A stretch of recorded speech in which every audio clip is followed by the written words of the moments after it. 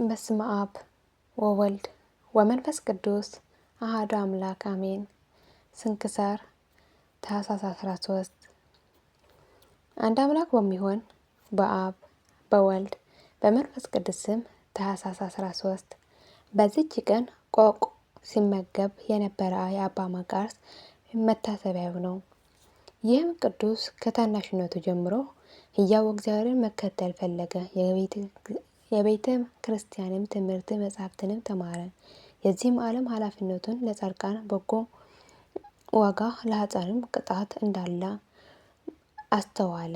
ስለዚህም ዓለምን ትቶ በአንድ ገዳም ውስጥ መነኮሰ። ከዚያም ወጥቶ የ10 ቀን ጎዳና ተጓዘና በውስጡ ኩዕንትና ቆቆች ውሃውም ካለበት ተራራ ደረሰ።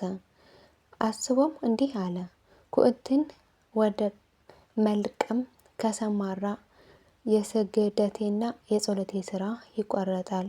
ሰብስቦ የሚያስገባልኝ ረዳት የለኝ ብቸኛ ነኝና። ስጋ አትብላ ያለውስ የባልንጀራችንን ስጋ በሐሜት የምንበላ አይደለምን? ሌላ ምግብ እንደሌለኝ ፈጣሪ ያውቃል ብሎ ከዛች ዕለት ወዲህ ቆቆችን የሚያጠምድ ሆነ። በየቀኑ አንድ የሚይዙለት ሆኑ።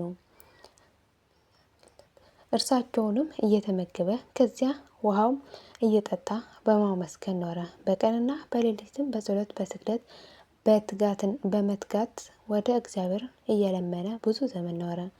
የሰው ድምፅ አይሰማም፣ የሰውንም ፊት አያይም። ሐሜትንም ሆነ ስድብን በማንም ላይ አብሮ አይነጋገርም።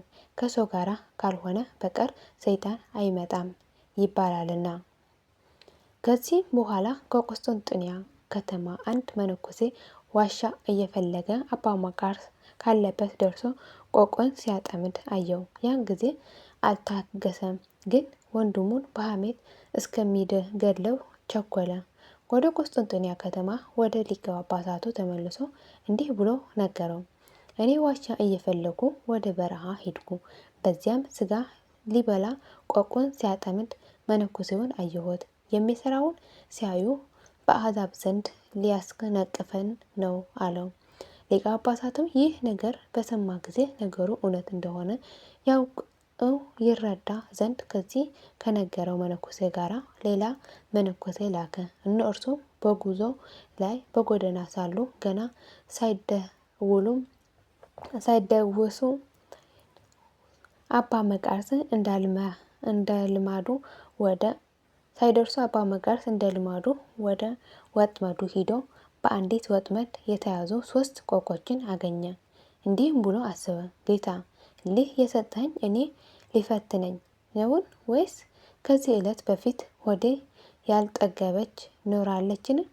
ወይም ሌላ ነው እንዳልል በዚህ በረሃ ውስጥ ከሰው ወገን ያየሁት የለም። እንዲህም እያሰበ ሳለ ከሊቀ ጳጳሳቱ የተላኩት እሊያ መነኮሳት ደረሱ። ባያቸውን ጊዜ ደስ አለው። ችግርነቴን አውቃ ለአገልጋዮችን ቅዱሳን ምግባቸውን የሰጠኝ አቤቱ አመሰግናለሁ ብሎ ሰገደ። እነርሱ ግን ማዕድ ሰርቶ አዘጋጅቶ እስካቀርብላቸው ድረስ ይጠቃቀሱበት ነበር። ከዚህም በኋላ አቀርቦላቸው ንሱ አባቶቼ ባርኩና ተመገቡ አላቸው። እርሱም የራሱን ድርሻ ይዞ እስከሚጨርስ ያለ መናገር በጸጥታ ተመገበ። ከዚያም በኋላ ዓይኖቹን ቀና ቢያደርግ እንዳልበሉ አየ። አባቶቼ እንዴት አልበላችሁም አላቸው። እኛ መነኮሳት ስለሆንን ስጋ አንበላም፣ ትሕርምትም አለን አሉት። እርሱ ተዋቸው፣ አላስገድዳቸውም። እነዚያ ያበሰላቸውን ቆቆች አንስቶ 3 ጊዜ ኦፍ አለባቸው። ያን ጊዜም ድነው በረው ወደ ቦታቸው ሄዱ። እነዚያ መነኮሳትም ይህ ተአምር አይተው ደነገጡ። የእግዚአብሔር ቅዱስ ሆይ በደላችን ይቅር በለን፣ ብለው ሰገዱለት። እርሱም የሁላችን በደል እግዚአብሔር ይቅር በለን አላቸው።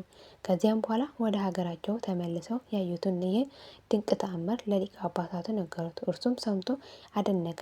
ወደ ገዳ ንጉሱም እንዲህ ብሎ ላከ። በዘመናችን ጻድቅ ሰው መነኮስ ተገኝቷልና አንተንም ና ሂደን በረከቱን እንቀበል አለው።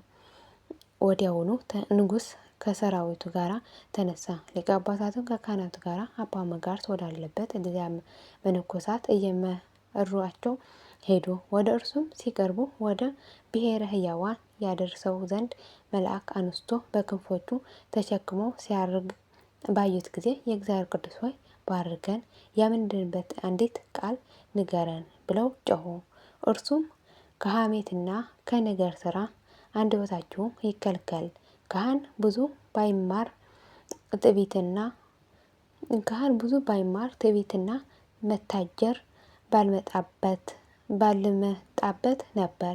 መነኮሴም ትምህርትም ባያበዛ ባልተመካም ነበር። እርስ በእርሳችሁ ተፋቀሩ፣ እግዚአብሔርም አድሮባችሁ ይኑር አላቸው።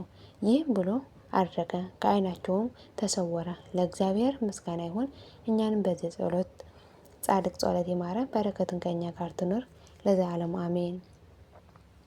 ታኅሳስ 13 ቀን የሚከበሩ ዓመታዊ ቅዱሳን በዓላት አቡነ ዘርአብሩክ ጻድቅ፣ አባ መቃርስ ገዳማዊ፣ አባ አብራኮስ ገዳማዊ፣ ብጽዕት ሐና የእመቤታችን እናት፣ አባ ጵጽንፋኖስ ሰማዕት፣ አባ ሚካኤል ዘቀርሞን።